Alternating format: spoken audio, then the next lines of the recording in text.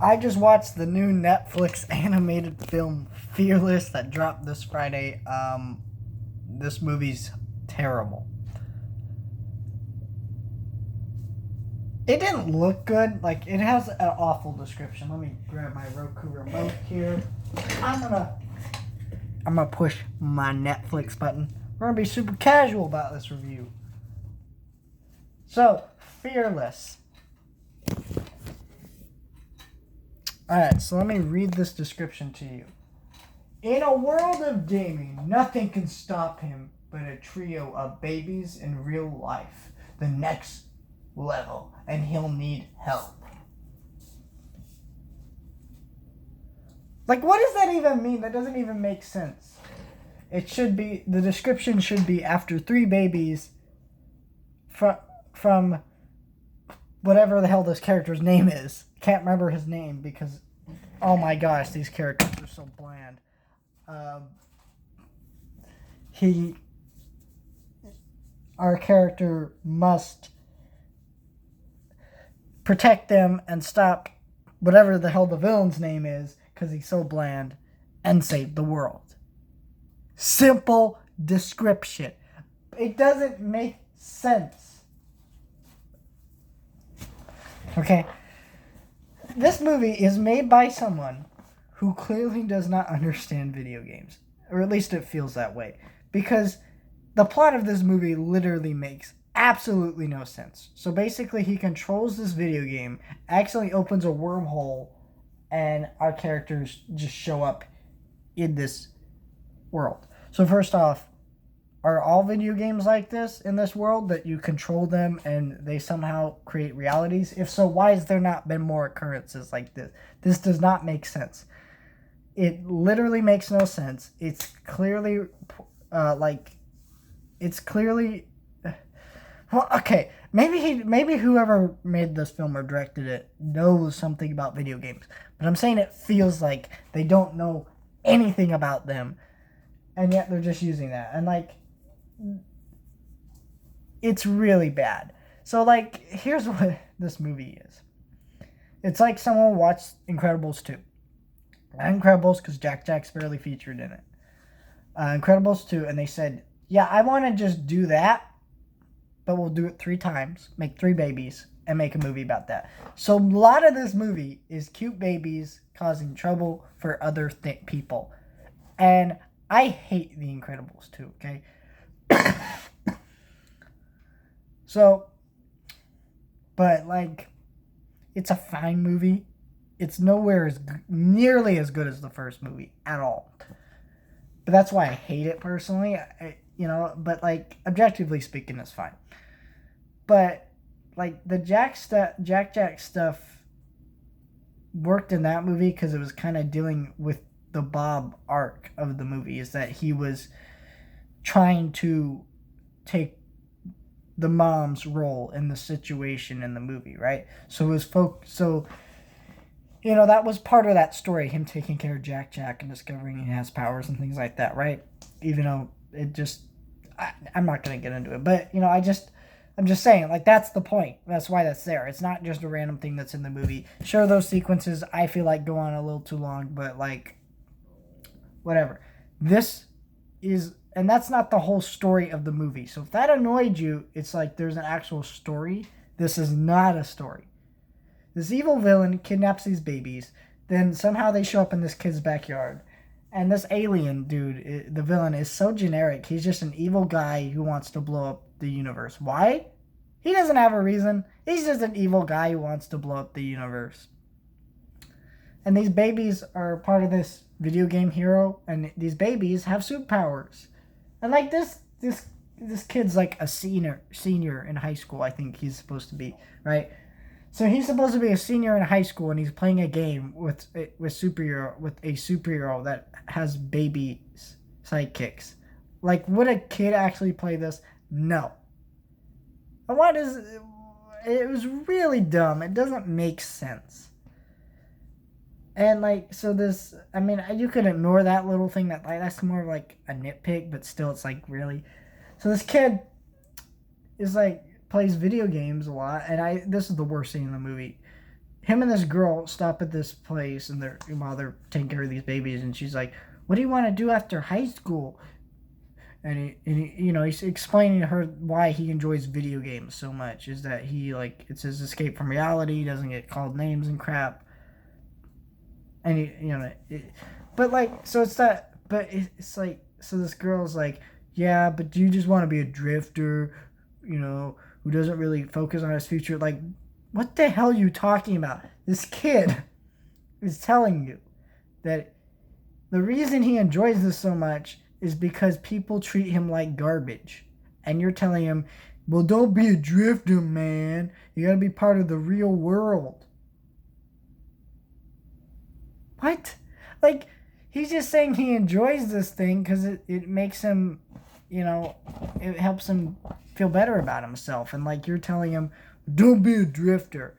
Such a stupid sequence. Because, like, I get it.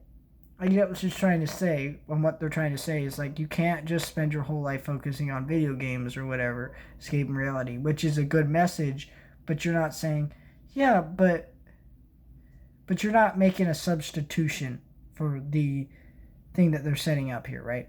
If someone told me, hey, you watch movies too much, okay, that's fine, but, like, what else do you think I should be doing besides watching movies? Maybe, like, he could say, but she could, but would have made the scene better if she had looked at him and said, hey,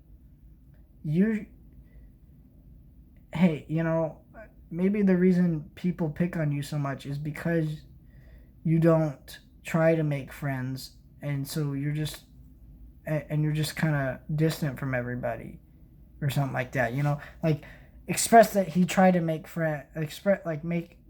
Make it so he didn't try that hard to make friends, and that's why he's like this, right?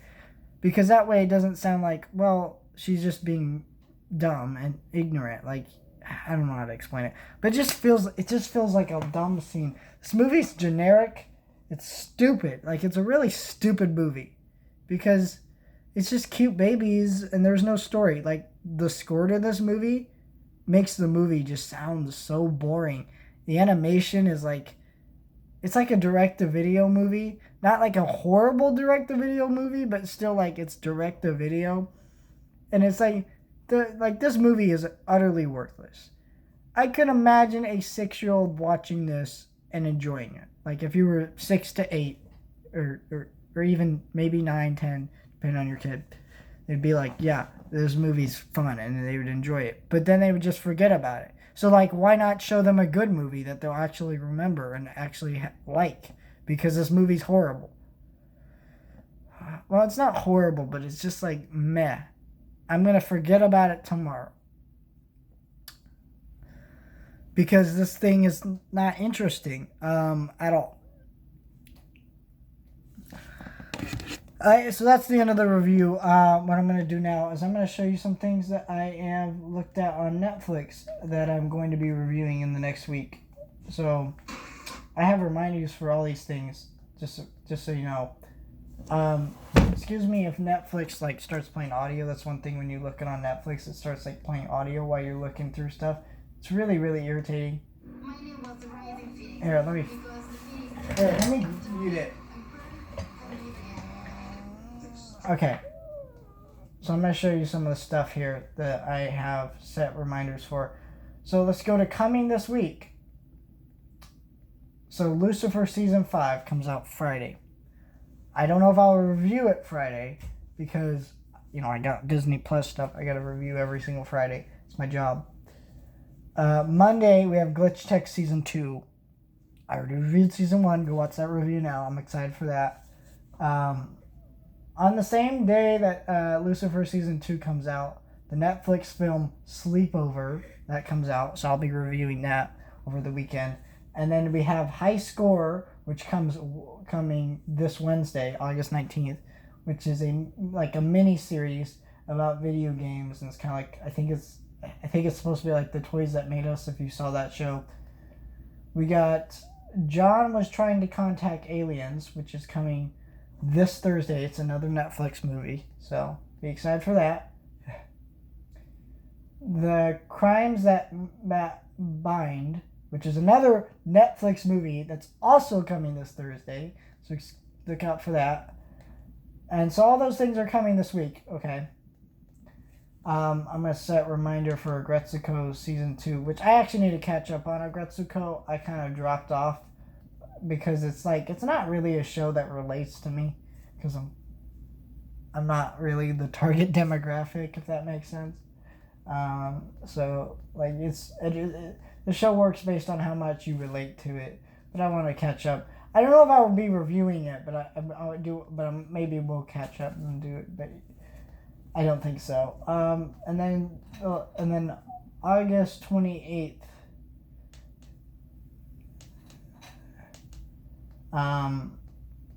We have All Together Now. That's another Netflix movie. And then August 26th, Rising Phoenix. That also comes out. So I keep up to date now with Netflix. I haven't been doing that as much, and my main reason for it is because Netflix literally has so much content now coming out that it's almost impossible to keep up with it, and most of it is not good.